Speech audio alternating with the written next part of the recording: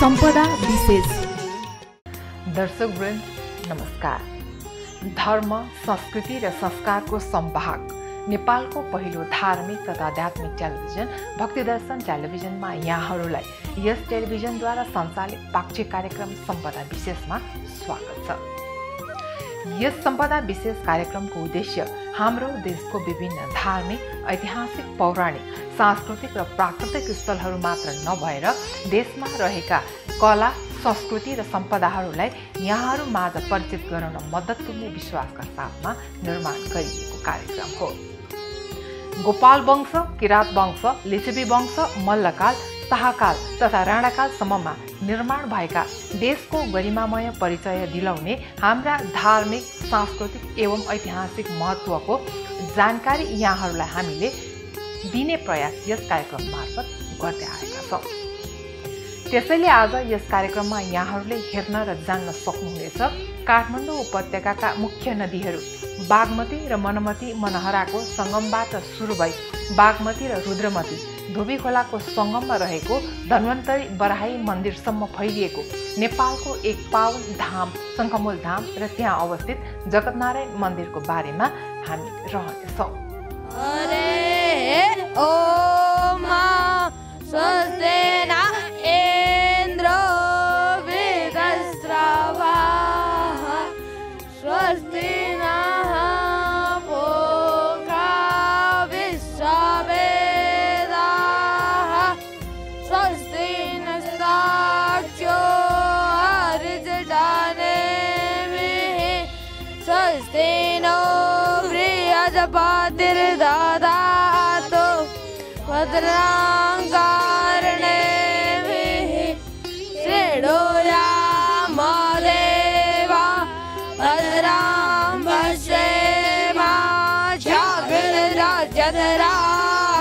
दर्शकवृन्द, आज हामी यिनै पावन धाम शङ्खमूल धामको महत्त्व, विशेषता र त्यहाँ अवस्थित जगतनारायण मन्दिरको जानकारी यहाँहरूलाई दिनेछौँ। आउनुहोस् कार्यक्रमको सुरुवात गरौँ। काठमाडौँ उपत्यकामा मुख्य नदीहरू बागमती र मनमती मनहराको सङ्गमबाट सुरु भई बागमती र रुद्रमती धोबी खोलाको सङ्गममा रहेको धन्वन्तरी बराही मन्दिरसम्म फैलिएको नेपालको एक पावन धाम हो शङ्खमूल धाम। ऐतिहासिक, पुरातात्विक र धार्मिक रूपले महत्त्व बोकेको यो पवित्र स्थान प्राचीन नगर पाटन र कान्तिपुरको सिमाना मात्र नभई हालको ललितपुर र काठमाडौँ जिल्ला छुट्याउने उत्तरी सिमाना पनि हो। बागमती शङ्खमूलमा आइपुग्दा बागमती, मनोहरा र गङ्गाको त्रिवेणीमा परिणत हुन्छ। कुनै पनि नदीको त्रिवेणी नेपाली समाजमा एउटा ठुलो तीर्थस्थलको रूपमा मानिन्छ। त्यसैले ललितपुरको शङ्खमूलमा पुगेर बागमती झन् पवित्र हुन्छन्। धार्मिक महत्त्वका कारणले मात्र नभएर यहाँका हरेक मठ, मन्दिर, पाटी, सत्तलहरूको कलात्मकताको वैभव उत्तिकै मनमोहक छ। 3 करोड 50 लाख तीर्थले परिसेवित बागमती, मणिमती, रुद्रमतीको सङ्गम भएको शङ्खमूल तीर्थ सम्पूर्ण तीर्थहरूमा सर्वोत्तम तीर्थका रूपमा रहेको छ। यस घोर कलियुगमा शङ्खमूल तीर्थ यस्तो पवित्र तीर्थ अरू कुनै छैन भनेर हिमवत खण्डमा लेखिएको छ। सम्पूर्ण तीर्थहरूमा अत्यन्त उत्तम महान तीर्थ भएको शङ्खमूल तीर्थ नै रहेको पशुपत क्षेत्र पनि धन्य भएको छ, जहाँ रात दिन बागमती, प्रवीणमती, रुद्रमती युक्त शङ्खमूल जस्तो पवित्र तीर्थले शोभा पाइरहेको छ। भागीरथी गङ्गामा स्नान गर्दा मनुष्यलाई जुन पुण्य प्राप्त हुन्छ, यस ठाउँमा स्नान गर्नाले त्योभन्दा बढी प्राप्त हुन्छ। यस तीर्थमा जसले 3 महिनासम्म जुन पर्वमा यहाँ स्नान गर्दछन् त्यसको महत्त्व पनि 100 पटक गङ्गा स्नानको बराबर हुन्छ। यहाँ एक पाइलामा वाजपेय र अश्वमेध यज्ञ गरेको फल प्राप्त हुनेछ। अत्यधिक ऐतिहासिक महत्त्व बोकेको क्षेत्र र यो ठाउँ हरिहर क्षेत्र रहेको 3वटा खोलाहरू बागमती, विष्णुमती र रुद्रमती जस्ता 3वटा पवित्र खोलाहरूद्वारा सिंचन गरिएको ठाउँ पशुपति र ललितपुरको यो ठाउँ हरिहर क्षेत्र रहेको हो। पशुपति क्षेत्रको आर्यघाटमा 20-25 को हाराहारीमा घाट रहेको छ भने यस क्षेत्रमा 45 वटा घाट रहेको बताउनुहुन्छ यहाँको प्रपन्नाचार्य प्राध्यापक तेज भट्टराई। अब यो ऐतिहासिक रूपमा हेर्दाखेरि यो अत्याधिक पवित्र स्थान हो र पवित्र ठाउँ हो। किन भन्दा बागमती, विष्णुमती र रुद्रमती यी तीनटा पवित्र नदीहरूले सिञ्चित भएको यो पुण्य क्षेत्र, पवित्र क्षेत्र भएकोले पनि यो अत्याधिक धार्मिक ऐतिहासिक बोकेको एक क्षेत्र हो। सँगसँगै पशुपति र यो हाम्रो ललितपुरको यो ठाउँ, यो एरिया भयो, यी दुईटा हरिहर क्षेत्र हुन्। हर क्षेत्र भनेको पशुपति क्षेत्र हो र हरि भगवान जगतनारायणको क्षेत्र भनेको यो ठाउँ हो, जगतनारायण मन्दिर। अनि अरू जस्तै त्यहाँनेरि घाटहरू लगभग 20-25 को हाराहारीमा त्यहाँ घाट होलान्, तर यहाँ हाम्रा 45 वटा घाटै छन्। त्यसले गर्दा पनि यो पुरानो ठाउँ हो।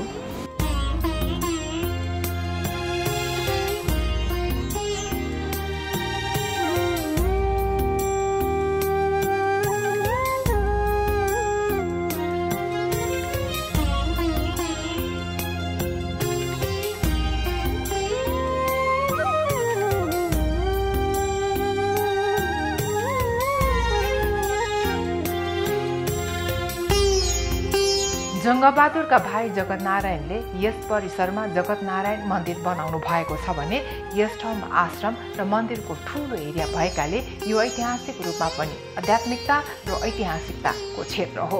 यो ठाउँमा एकादश रुद्र भगवान र त्यहाँभन्दा तल शङ्खमूलेश्वर भगवान हुनुहुन्छ। यो दुवै शिवको विग्रहलाई निहाल्दा स्वतः यो प्राचीन स्थान हो र इतिहासको रूपमा पनि धेरै पुरानो रहेको स्वतः थाहा पाउन सकिन्छ भन्नुहुन्छ प्रपन्नाचार्य। अब यो जगतजङले बनाएको यो आश्रम भएकोले गर्दा अथवा जगतजङले बनाएको यो जगतनारायण सत्तल जगतनारायण यो मन्दिरको एरिया भएकोले गर्दा पनि यो ऐतिहासिक क्षेत्र, अब ऐतिहासिक रूपमा हेर्दाखेरि अत्याधिक ऐतिहासिक क्षेत्र हो। अरू कुराहरू एक दुईवटा कुरा म अरू पनि भन्छु, जस्तै त्यहाँनेरि हाम्रो यहाँनेरि एकादश रुद्र भगवान हुनुहुन्छ, अनि त्यहीभन्दा तल्लोपट्टि अर्का भगवान हुनुहुन्छ शिवजी शङ्खमूलेश्वर भगवान। यी दुईटा शिवजीको जसले विग्रहलाई निहाल्छ, यी विग्रहहरूलाई निहाल्ने मान्छेले स्वतः यो प्राचीन स्थान हो अथवा प्राचीन ठाउँ हो र इतिहास अथवा ऐतिहासिक रूपमा पुरानो छ भन्ने कुरा स्वतः थाहा पाइन्छ, थाहा हुन्छ।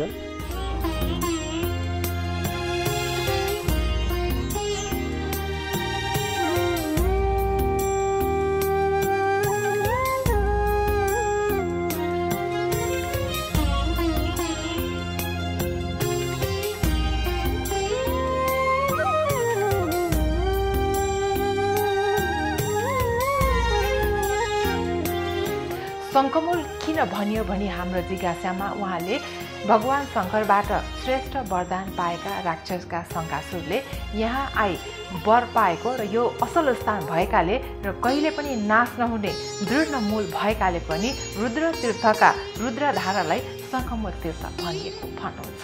बागमती, मणिमती र रुद्रधारा र रुद्रमतीको पवित्र सङ्गमस्थल शङ्खमूल क्षेत्र सम्पूर्ण तीर्थस्थलहरूमा सर्वोत्तम शिव तीर्थ भनेर बताइएको छ।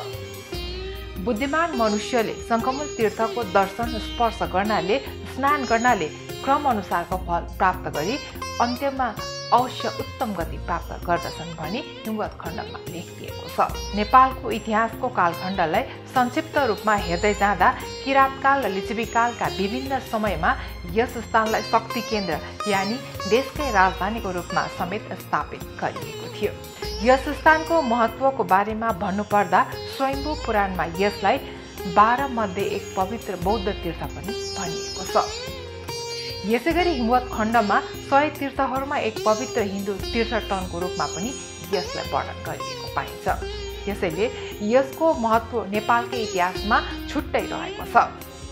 यहाँ रहेका विभिन्न महत्त्वपूर्ण मन्दिरहरू जस्तै 25 मिटर अग्लो शिखर शैलीमा निर्मित जगतनारायण मन्दिर, हनुमान मन्दिर, चामुण्डा सिकुबै तथा अष्टमातृकाहरू मध्ये एक मन्दिर परिसर, धनते बाराही धन्वन्तरी मन्दिर परिसर, रिपु मर्दनेश्वर महादेव, जयेश्वर महादेव आदि शिवालयहरू र बुद्ध विहार तथा चैत्यहरू, जातिगत घाटहरू, धर्मशाला, महन्त निवास, किरियापुत्री सत्तल, मलामी पार्टी, श्राद्ध पार्टी, भजन पार्टी, विश्राम पार्टीहरू, ढुङ्गेधारा अनि पोखरीहरू आदि रहेका छन्।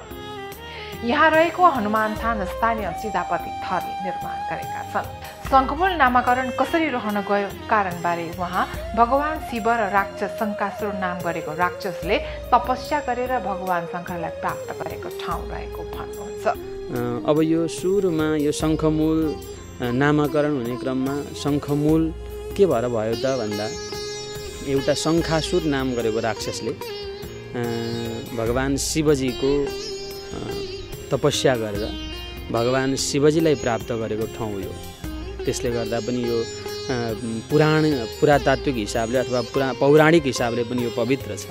यहाँ रहेको जगतनारायण मन्दिर पहिला मसान पोल्ने ठाउँमाथि बनाइएको रहेछ र उक्त मसान पोल्ने ठाउँ अलिक पर माथिपट्टि साइदिएको रहेछ।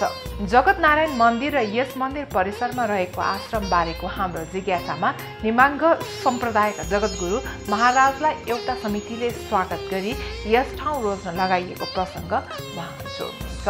नेपाल राष्ट्रमा आधिकारिक जगद्गुरु कोही पनि थिएनन्। पहिला नेपालको जगद्गुरु रहनुभएको अनन्त विभूषित बालसन्त मोहन शरण देवाचार्य हुनुहुन्छ।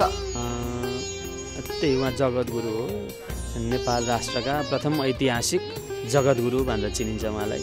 यो नेपाल राष्ट्रमा आधिकारिक जगद्गुरु कोही पनि हुनुहुन्न थियो त्यतिखेरसम्म। अब अहिले चाहिँ जो कहिले पनि जगद्गुरु भन्दै हुनुहुन्छ, तर नेपाल राष्ट्रका प्रथम ऐतिहासिक जगद्गुरु उहाँको नाम अनन्त श्री विभूषित बालसन्त मोहन शरण देवाचार्य हो। यस ठाउँमा 5 वटा शालाहरू बन्ने क्रममा यो ठाउँ भव्य भएको तर सभ्य नभएको पनि उहाँ स्वीकार्नुहुन्छ।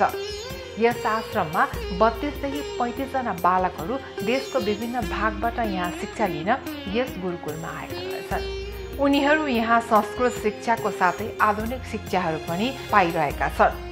तर 2072 सालको विनाशकारी भूकम्पले पनि यस जगतनारायण मन्दिर परिसर र यस वरिपरिका सबैजसो संरचनालाई पनि ध्वस्त पारेको छ। आजको दिनसम्म पनि यहाँका संरचनाहरू नभन्दा उहाँलाई निकै चिन्तित तुल्याइएको उहाँ भन्नुहुन्छ। अब यो जगतनारायण मन्दिर भन्ने कुरा हामीले बुझ्यौँ। जगतनारायण मन्दिरमा अहिले जगद्गुरु महाराजले जब यहाँ पादार्पण भयो, जगद्गुरु महाराजको नेपालमा उहाँ जगद्गुरु भएर जब आउनुभयो, एउटा काठमाडौँमा पनि बस्ने ठाउँ चाहिन्छ अथवा वासस्थान चाहिन्छ भनेर तात्कालीन सरकारले कहाँ दिउँ त बस्ने ठाउँ भन्ने क्रममा यहाँ पनि एकजना महन्त महाराज निम्बार्क सम्प्रदायकै भएकाले गर्दा जगद्गुरु महाराजलाई यहाँ स्वागत गरियो अथवा यहाँको एउटा समितिले स्वागत गर्यो जगद्गुरु महाराजलाई। त्यस पछाडि यो जहाँनेरि साधु बस्छ अथवा जहाँनेरि यस्ता सन्त महापुरुषहरूको पादार्पण हुन्छ अथवा सन्त महापुरुषहरू जहाँ गएर बस्नुहुन्छ, उहाँ बसिसकेपछि स्वतः के चाहिन्छ भन्दा 5 वटा शाला चाहिन्छ। ती 5 वटा शालाहरू बन्ने क्रममा आज हामीहरू भव्य भएका छौँ। भव्य अब सभ्य त त्यति देखिँदैन, यो स्थानले गर्दा पनि सभ्य जस्तो लाग्दैन, तर पनि हामीहरू अलिक छरिएका छौँ अथवा अलिकति हाम्रो जमात ठुलो के भएर भयो त भन्दा यी 5 वटा शालाहरूमध्ये एउटा पाठशाला पनि हो। पाठशाला अन्तर्गत अहिले बच्चाहरू 32 जना 35 जना विद्यार्थीहरू छन्। 7 जना गुरुहरूले आधुनिक विषय सँगसँगै संस्कृत विषयका पनि विभिन्न जस्तै कर्मकाण्ड भयो, अनि बिहान यिनीहरूले चण्डी, रुद्री, वेद, व्याकरण, भागवतका कुराहरू भए, नीतिशास्त्रका कुराहरू भए, यिनीहरूले धेरै कुराहरू सिक्छन् संस्कृतमा। अनि सँगसँगै आधुनिक विषयमा अङ्ग्रेजी भए, म्याथ भयो, गणित भयो, त्यस्तै गरेर सामाजिक भयो, अनि नेपाली भयो, यी आधुनिक विषय पनि र संस्कृत पनि यिनीहरू पढाइ हुन्छन्। त्यसले गर्दा पहिलो शालाका रूपमा पाठशाला, यो पाठशाला हो, एउटा शाला भयो। अर्को पाकशाला पनि, जहाँ साधु हुन्छ त्यहाँ पाकशाला अनिवार्य हुन्छ। साधुहरू बसेका ठाउँमा कोही मान्छेहरू आउँछन् बाहिरबाट, यिनीहरूलाई केही दिनु पर्यो, पकाउने ठाउँ चाहियो, त्यो पाकशाला भइहाल्यो, 2टा शाला भयो। अब यज्ञशाला, जहाँ साधुहरू बस्छन्, साधुहरूले गाईलाई, अब हाम्रो राष्ट्रिय जनावर पनि गाई, कसैले विरोध गर्दै गरेको अवस्था भए पनि हामीले गाईलाई कहिले पनि बिर्सिन सकिँदैन र गाई भनेकै हाम्रो के आमा हुन्, माता हुन्। अरू धेरै गुणहरू त त्यसै पनि छँदैछन्। त्यसले गर्दा गौशाला पनि अनिवार्य छ। अर्को एउटा यज्ञशाला, बिहानै उठेर नित्य कर्म, नैमित्तिक कर्म आदि गर्नका लागि यज्ञशाला पनि चाहिन्छ। अनि धर्मशाला कोही बसाउनका लागि धर्मशाला, यिनीहरू 5 शालाहरू हुन्छन्। यी शाला पनि अब भएकाले गर्दा अहिले हामीहरू अलिकति व्यापक जस्ता भएका छौँ। पहिले यो सत्तलमा साधारण सत्तल मात्रै दिए तापनि अहिले अब विद्यार्थीहरू राख्नुपर्ने भएपछि अलिकति ठाउँ चाहिहाल्यो। अब अरूतिर त राखिरहनु भएको हुन्छ। अब हाम्रो त यो संस्कृत क्षेत्र अथवा संस्कृत पढाउने भएकाले गर्दा राख्ने ठाउँ त अब त्यसै पनि अलिकति अब 35-40 जनालाई म्यानेज गर्नुपर्दा अलिक गाह्रै हुन्छ। अनि त्यो हिसाबले अब अहिले यो नबनाइदिएकाले गर्दा चाहिँ हामीलाई केही अप्ठ्यारो भएको छ। अब यी कुराहरूलाई पनि हजुरहरूले थोरै यो कसरी बनिएन, किन नबनिएको होला, चिन्तनीय कुराहरू छन्।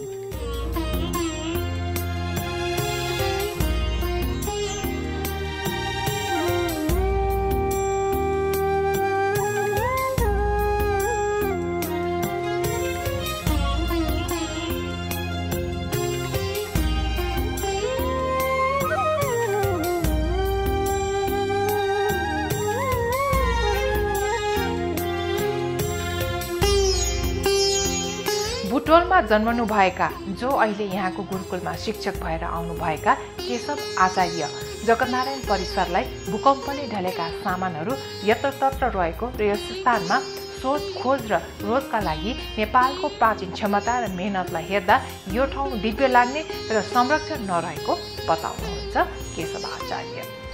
हजुरलाई भक्तिदर्शन टेलिभिजनको कार्यक्रम सम्पदा विशेषमा स्वागत छ। हजुरलाई पनि यो भक्तिदर्शन टेलिभिजन मार्फत मेरो लगायत यो संस्थाको बारेमा केही कुराहरू जानकारी राख्न पाउँदा हजुरलाई पनि म मेरो हृदयदेखि नै स्वागत गर्न चाहन्छु। हजुरको परिचय मेरो परिचय केशव आचार्य, मेरो जन्मस्थल रूपन्देही बुटवल र यहाँ चाहिँ अङ्ग्रेजी विज्ञान लगायतका विषय र साथै स्पिरिचुअल धार्मिक सम्बन्धी किताब अध्ययन, शोध खोज र रोजको बाटोमा आउँदा यो ठाउँमा रहन पुगेको छु। हजुर अब यो जगतनारायण क्षेत्रमा छौँ हामी होइन, हजुर पनि हुनुहुन्छ। यो जगतनारायण क्षेत्रलाई हजुरले कसरी बुझ्नु भएको छ, कसरी बुझाउनु? जब अब गत सालको मङ्सिर महिनाको अन्त्यतिर आएको थिएँ र यो परिदृश्य यसको माथि चाहिँ टिन नभएको र माथिपट्टि गएर हामी शङ्खपात लगायत चारैतिरको दिशामा हेरिने र यहाँ रहेको यो जटिल एउटा काल्पनिक जुन ढुङ्गाबाट बनेका मूर्तिहरू, जुन यहाँ मन्दिर पहिला पनि रहेछ तर त्यो मन्दिर भूकम्प पश्चात भग्नावशेष भइसकेपछि त्यसको चाहिँ केही महत्त्वपूर्ण मूर्तिहरू छाउनी अथवा सैनिकको संरक्षकमा त्यहाँ पुगेको र अहिले हामी घण्टहरू लगायत अन्य मूर्तिहरू ढलेको यी चट्टानहरू यत्र देख्न सकिन्छ। र जगतनारायण, जगत भनेको नेपाली अर्थमा भन्दा धरती अर्थात् पृथ्वी, नारायणमा हामी सूर्यलाई पनि भन्न सक्छौँ, त्यो एउटा धार्मिकतिरबाट। र यो ठाउँ शङ्खमुलको यो वरपरको सबै यो स्ट्रक्चर हेर्दा जति पनि संरक्षण क्षेत्र छ 1000 अथवा 1200 जति मानिसहरू बस्न सक्ने, जो आफ्नो घर परिवार भन्दा पनि आफ्नो शोधको लागि, खोजको लागि, रोजको लागि विभिन्न अघि पनि बुवासँगै हजुरले अन्तर्वार्ता लिनुभयो र यहाँ भित्री रूपमा जुन गहन गर्ने भने मौलिक रूपमा निकै हाम्रो नेपालको प्राचीन क्षमता, अहिलेको जुन परिवर्तन छ र यसभन्दा अगाडि हाम्रो वीर पुर्खाहरूले गरेको मेहनतलाई हामी कल्पना गर्दा यो ठाउँ दिव्य लाग्छ। तर संरक्षण नभएको, गत साल योमा म परिक्रमा गरेको पानी परिसकेपछि टिनहरूबाट त्यो टिन थिएन, त्यो पानी रुसाएर खेतमा रोपाइँ गर्ने बराबर चाहिँ यहाँ पानी चाहिँ भएको। अनि मैले तत्कालीन समितिको सदस्यलाई तपाईँले टिन लिएर यो रोक्नु, संरक्षण त छ, यो यहाँ भएको महत्त्वपूर्ण काठहरू अथवा यो योजना ढिला सुस्ती हुँदा यो पछि यसको गुणस्तरहीन हुने भएको हुनाले भनिसकेपछि आफ्नो राजनीतिक क्वालिटी क्षेत्रमा कता सोर्स लागेर फेरि यो 18-20 लाखको टिन लगाएर यसलाई रोक्ने चाहिँ काम भयो र ठेक्कापट्टामा नमिल्ने लगायत कारणले गर्दा हामी यो अवशेष यो रूपमा देख्न सक्छौँ। र जगतनारायण जुन जङ्गबहादुरको कान्छो भाइ जगतनारायणले त्यति बेला यो मन्दिर बनाएको भन्ने बुझियो। यहाँ तलतिरपट्टि पनि हामी अघि भेट भएका थियौँ। त्यहाँ एकादश रुद्राक्षको एउटा मन्दिर पनि चाहिँ छ।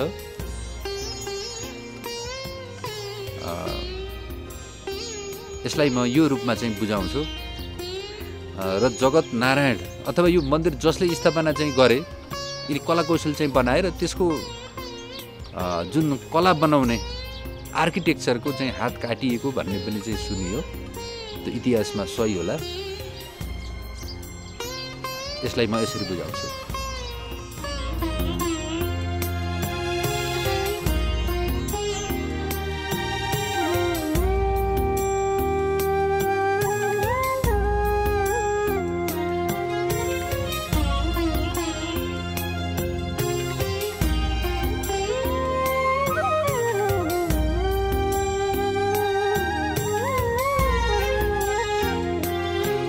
हरेक महिनाको पूर्णे औँसी सङ्क्रान्तिमा यहाँ स्नान गर्ने श्रद्धालुहरूको भिड रहने गर्दथ्यो भने बिस्तारै दूषित पानीको कारणले अहिले स्नान गर्ने यहाँ कोही हुँदैनन्।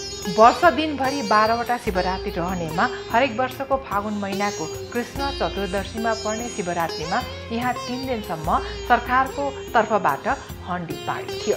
पशुपतिमा शिवरात्रिका लागि विभिन्न ठाउँबाट आएका साधु सन्त त्यहाँ ठाउँ नपुग्दा यहीँ आएर बस्ने गर्दथे, जुन अहिले नभएको स्थानीयवासी गोविन्द प्रसाद खनालले हामीलाई भन्नुभयो। भूकम्पले भत्काएर ऐतिहासिक क्षेत्र छत्ताछुल्ल भएको र एउटै ढुङ्गाबाट बनेका ऐतिहासिक मूर्तिहरू यहाँ रहेका छन्। यस्तो पवित्र क्षेत्रलाई आँखाको ओझेलमा पारिएकोमा गुनासो रहेको र भन्ने सुन्ने निकाय पनि नभएको स्वामी प्रपन्नाचार्य बताउनुहुन्छ। 72 सालको भुइँचालोले नै यो अहिलेको दृश्य हामीले जे देखिरहेछौँ त्यही नै हो। 72 सालको भूकम्पले भत्काएको चिज आजसम्म आइपुग्दाखेरि अब 78 साल भयो। सबैभन्दा पहिले बनाउनु पर्ने 5 वर्षको भन्दा धेरै त समय नहोला, अवधि त छैन। तर पनि यो यस्तरी मात्रै अब यो त्यो काठ कुइन्छ भनेर जबरजस्ती टिन हाल्न लगाएको छ। अहिले नगरपालिकाले त्यति टिन हालिदिएको छ। अब यी जताभावी छताछुल्ल भएका छन्। यस्तो ऐतिहासिक क्षेत्र अब यी एउटै ढुङ्गाबाट बनेका मूर्तिहरू छन् पछाडि होइन। अब त्यस्तै गरेर यहाँ अब एकादश रुद्र हुनुभयो। यी सबै चिजले गर्दा यस्तो पवित्र क्षेत्रलाई अलिकति आँखाको ओझेलमा पारिएको भन्ने अब त्यो थोरै गुनासो पनि लाग्छ। अब कसलाई भन्ने र ठ्याक्कै भन्ने मान्छे पनि हामीहरू पाउँदैनौँ। यस्ता चिजहरू थोरै अप्ठ्याराहरू पनि छन्।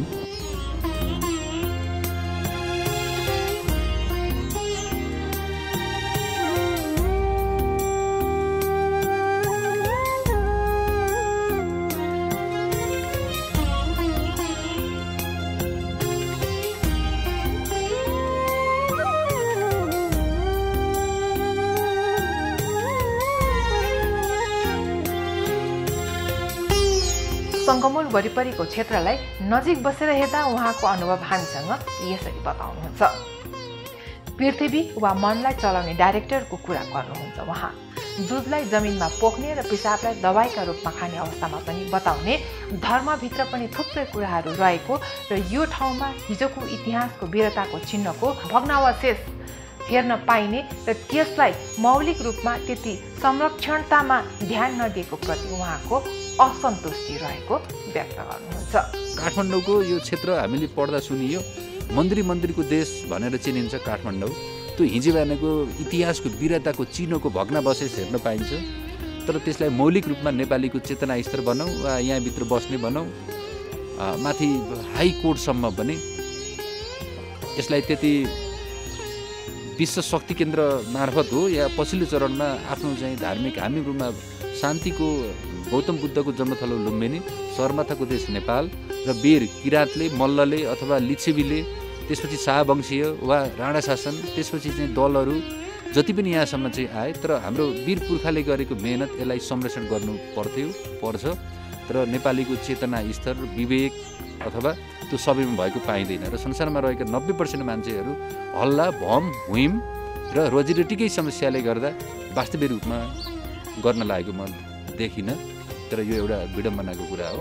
यहाँ छौँ। यो भवानी म आएको कति 1 वर्ष यति चाहिँ भयो। भूकम्प गएको 2072 साल वैशाख 12 गते यानि कि शनिबार 11:50-52 समयको जुन अन्तरालमा चाहिँ गयो, त्यो समयको क्यालकुलेसन गर्दा 7-8 वर्ष हुन लागिसक्यो, तर त्यो रूप चाहिँ लिएको छैन। हामी शङ्खमुल एरियाको सेरोफेको राइट महत्त्वपूर्ण कुरा उठाउनु भयो। यहाँ चाहिँ पहिला दिउँसैमा लुटपाट हुने, अवांछित त्यस्ता व्यक्तिहरू चाहिँ हिँड्ने, अनि त्यो गतिविधि भएकोमा जुन शङ्ख पार्क बन्यो, जुन गैर आवास बाहिरतिर चाहिँ बस्ने मेन दाताहरूले त्यो पार्क बनाउनु भयो र त्यहाँ पार्कमा विभिन्न किसिमका मानिसहरू आउने हुनुहुन्छ। नजिकै रहेको बागमतीको जुन सभ्यता बागमती नदी र नजिकै रहेको जगत नारायणको क्षेत्र, यी मन्दिरहरू, त्यहाँ भएको चट्टान ढुङ्गाहरू हामी हेर्न सक्छौँ। कसरी, हाउ, वाइ, किन राखे होला नि, किन छ त?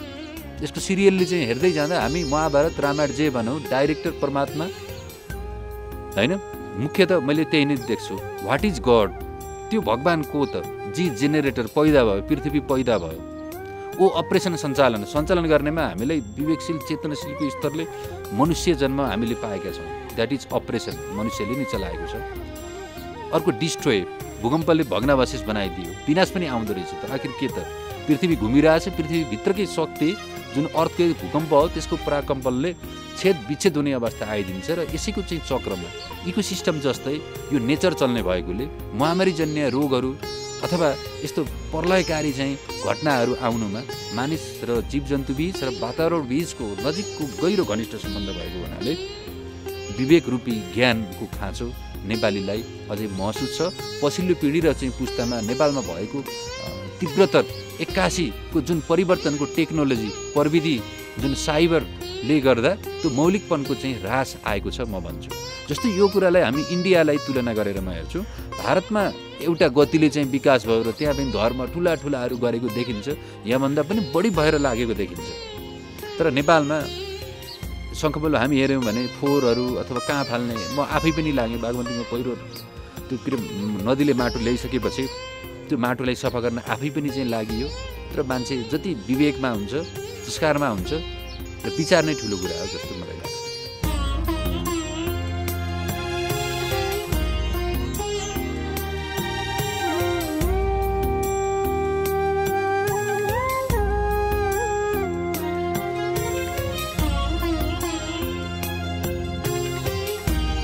यहाँ लगभग 30-32 जना बालकहरू यहाँको गुरुकुलमा घर परिवारदेखि टाढा रहेर पढ्न आइरहेका छन् र उहाँले यहाँ अध्ययन गराउनुहुन्छ।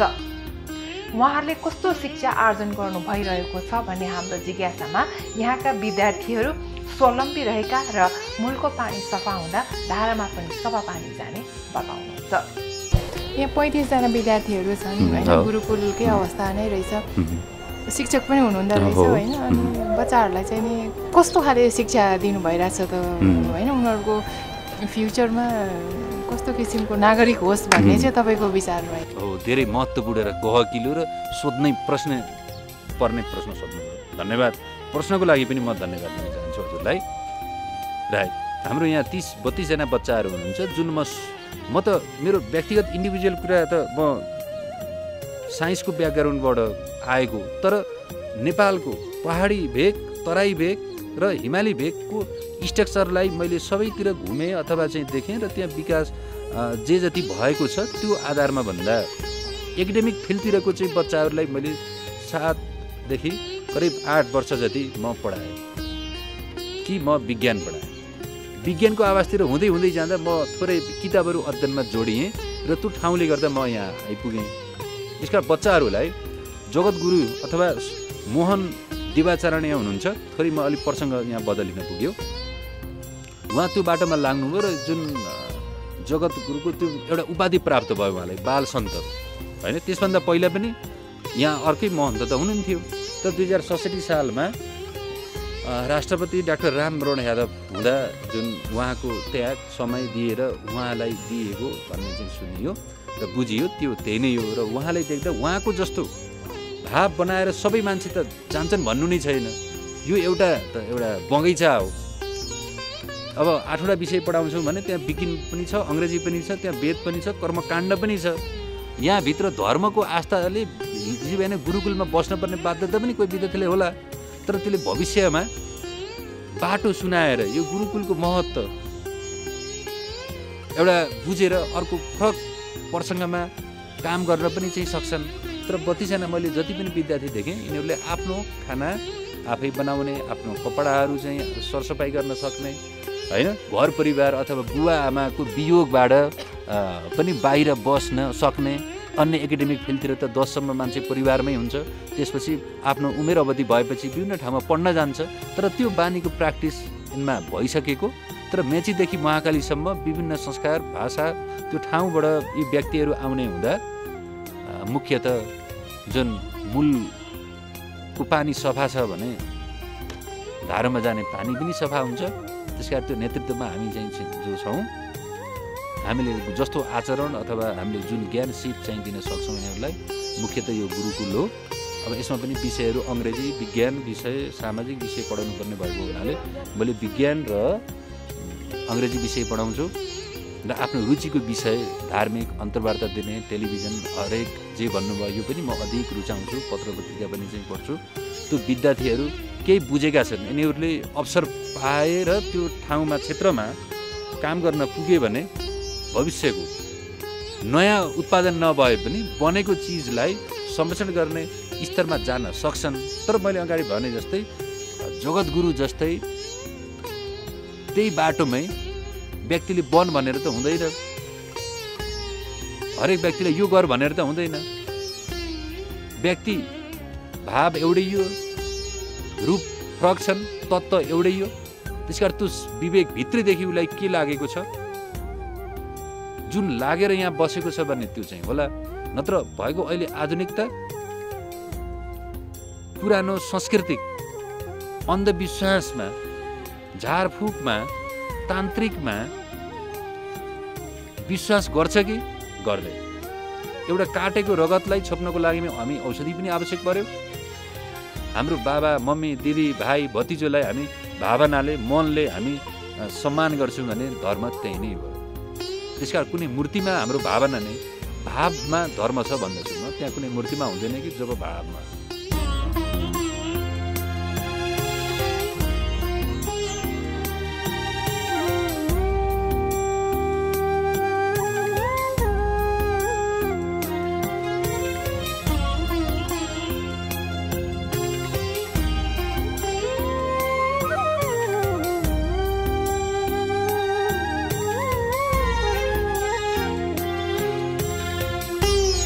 काठमाडौँ उपत्यकाका हिन्दू र बौद्ध दुवै परम्पराहरूमा शङ्खमूल बागमतीको पानीमा रोग निको पार्न सक्ने शक्तिबारे धेरै कथनहरू छन्।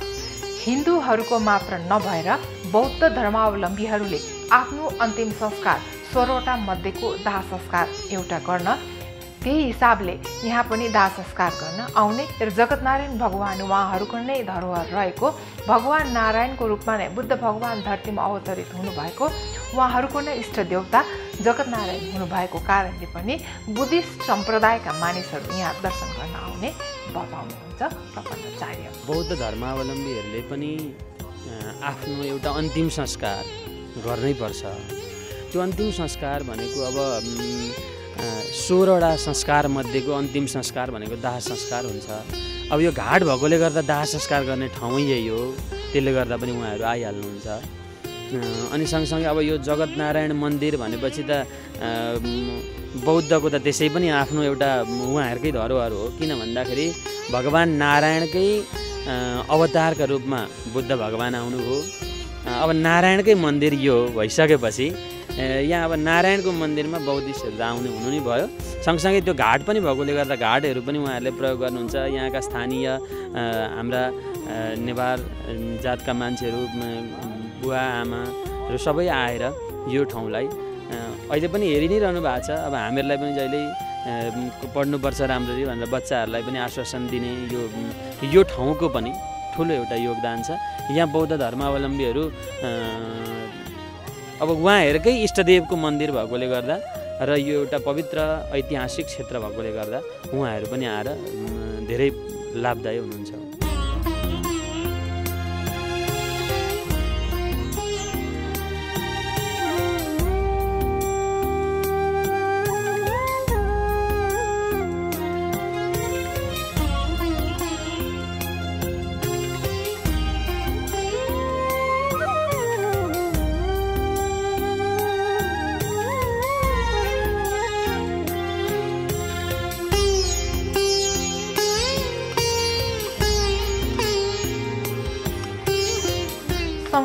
बागमतीमा वर्ष दिनभरि धार्मिक एवं सांस्कृतिक मेला तथा पर्वहरू भइ नै रहन्छ।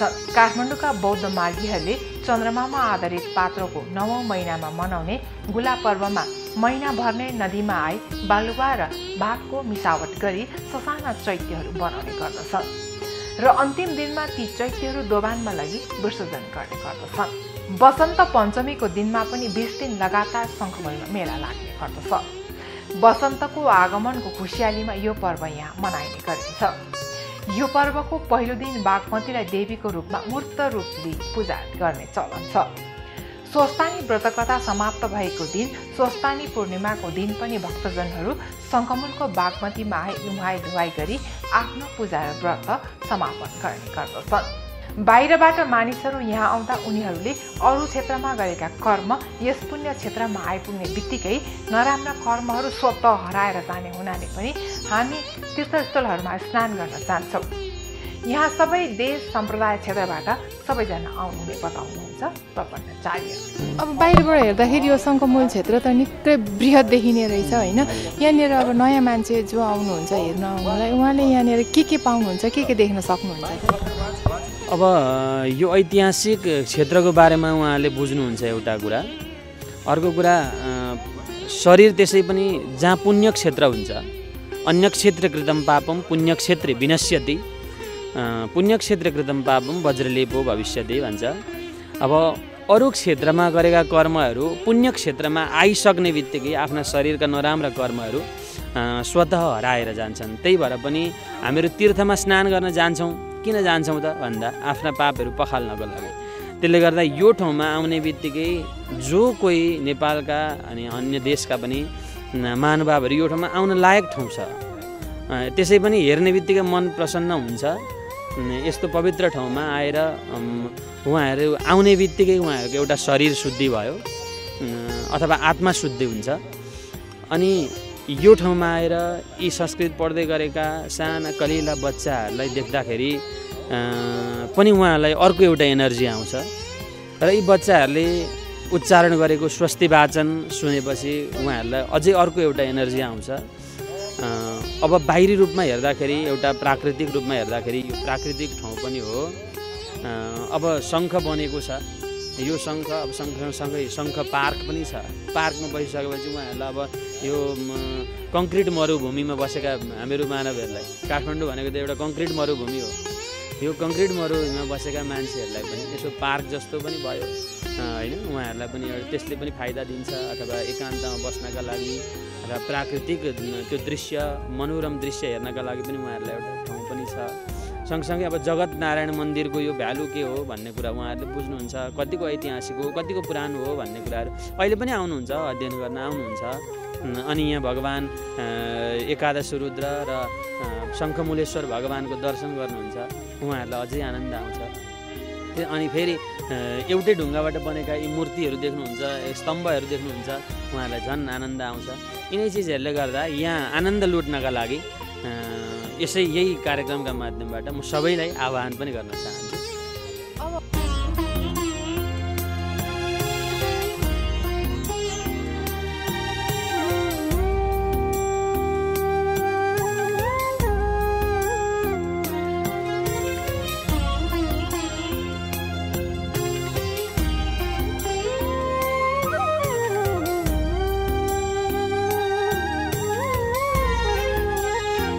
यहाँ जलनारायण, जगतनारायण, शङ्खमूलेश्वर र एकादश रुद्र विशेष देवताहरू रहेका छन्।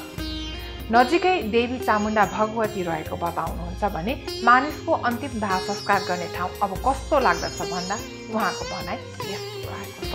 अब यहाँ जलनारायण अनि जगतनारायण, शङ्खमूलेश्वर र एकादश रुद्र यहाँका विशेष देवी देवताहरू, यहाँका इष्ट देवताहरू। सँगसँगै यहाँ परतिर अब देवीका मन्दिरहरू पनि छन्। यहाँ चामुण्डा भगवती हुनुहुन्छ। यस्तै गरेर नजिकै अब यो त काठमाडौँ त अब त्यसै पनि मन्दिरको सहर हो। अब तलतिर कृष्णको मन्दिर छ। यस्तै मन्दिरहरूले जे होस् यो मन्दिरले धनी छ यो ठाउँ। अब यस्तो मान्छेको अन्तिम दाह संस्कार गर्ने ठाउँ यो शङ्खमूल बागमती जत्तिकै महत्त्व रहेको भनेर यहाँले भन्नुभयो होइन। अब यो नदीको दशा देख्दा चाहिँ अतिक्रमण भएको र अवस्था निकै नाजुक दयनीय फोहोर फाल्ने ठाउँ नै भएको छ अहिले होइन। हजुरलाई कस्तो लाग्छ, हजुरले आफ्नो भाषामा कसरी बयान गर्नुहुन्छ? अब यो बागमती सफा भइदिए हुन्थ्यो भन्ने हाम्रो कामना हो। अब यसलाई त अब हामीहरूले के भन्ने र अब दुःख लाग्छ कसैले एउटा पूजा गर्ने ठाउँ, एउटा त्यहाँ गएर बिहानै स्नान गर्ने ठाउँलाई कसैले एउटा ढल बग्ने ठाउँ बनाइदिएको देख्दाखेरि जो सुकैको पनि मन रुन्छ, मन चित्त दुख्छ। अब यिनै अरू साधारण व्यक्तिलाई जस्तै मलाई पनि चित्त दुख्छ नै। अनि यो ठाउँलाई अब जसले आफूले आफ्नो ठाउँबाट उठ्दाखेरि यो चिजलाई अलिक सफा गर्न सकिन्छ उहाँहरूले उठेर यो ठाउँलाई चाहिँ केही सफा गरौँ अथवा हाम्रो नदीलाई शुद्ध बनाऊँ, पवित्र बनाऊँ, मैले कामना गर्दै यिनै चिजहरू यस्तो। हजुर हस्, धेरै धेरै धन्यवाद।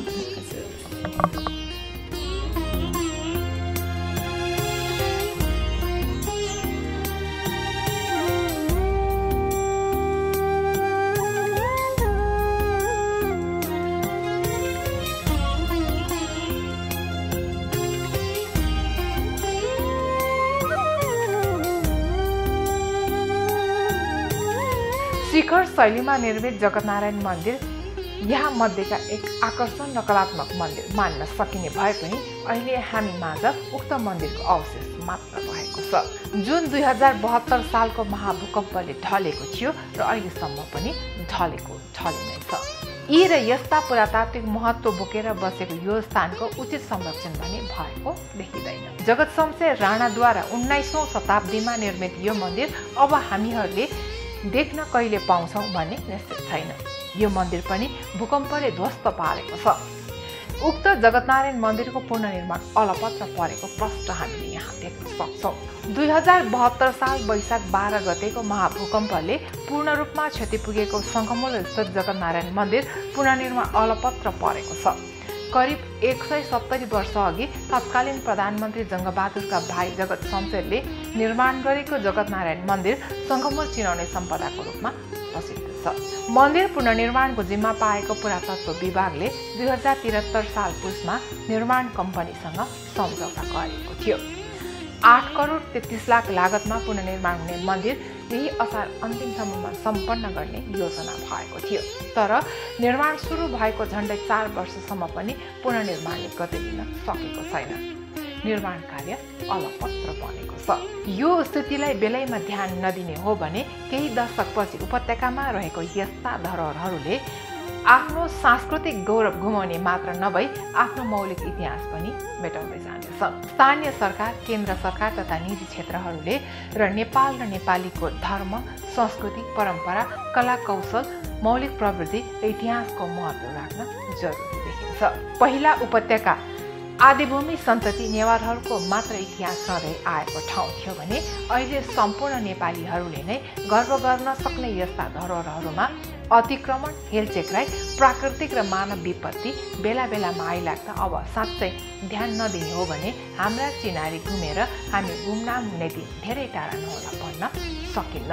जुन देशको प्यागोडा शैली जापानसम्म पुगेको छ, जसको चैत्य चीनसम्म पुगेको छ, जसको लिपि मङ्गोलको झन्डामा फरफराइरहेको छ, जसको पौवा चित्रको अनुपम कलाले विश्व अंकित छ, जसको परिकार आज खानाको मुख्य मेनुमा समावेश भइसकेको छ, जसको सभ्यता विश्वको एक प्राचीन तर जीवित सभ्यताको रूपमा रहेको छ।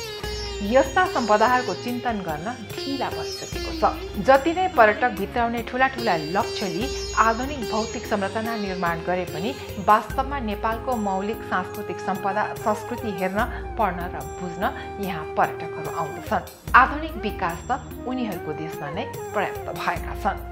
हस्त दर्शकवृन्द, आजलाई पाक्षिक कार्यक्रम सम्पदा विशेषमा धार्मिक, सांस्कृतिक एवं ऐतिहासिक महत्त्वको शङ्खमूल धाम र त्यहाँ रहेको जगतनारायण मन्दिरको जानकारी लिएर हामी यहाँहरू समक्ष उपस्थित भएका थियौँ। आगामी कार्यक्रममा पनि यहाँहरू समक्ष फेरि यस्तै महत्त्वपूर्ण सम्पदा, कला, संस्कृति, संस्कार र सभ्यता जस्ता महत्त्वपूर्ण विषयवस्तु लिएर हामी यहाँहरू समक्ष उपस्थित हुने नै छौँ। हामीसँग सामाजिक सञ्जाल मार्फत जोडिनका लागि फेसबुक तथा ट्विटरमा लाइक तथा फलो गर्न सक्नुहुनेछ भने युट्युब मार्फत पनि हामीलाई प्रत्यक्ष हेर्न सक्नुहुनेछ। त्यस्तै कुनै सल्लाह सुझाव तथा प्रतिक्रिया भएमा bhaktidarshan@emountaintv.com मा हामीलाई पत्रचार गर्न सक्नुहुनेछ। क्यामेरामा साथ दिनुहुने अमर रावतका साथमा म कार्यक्रम प्रस्तुता रचना श्रेष्ठ। धर्म, संस्कृति र संस्कारको संवाद भक्तिदर्शन टेलिभिजन एचडी हेर्दै रहनुहोला। नमस्कार। सम्पदा विशेष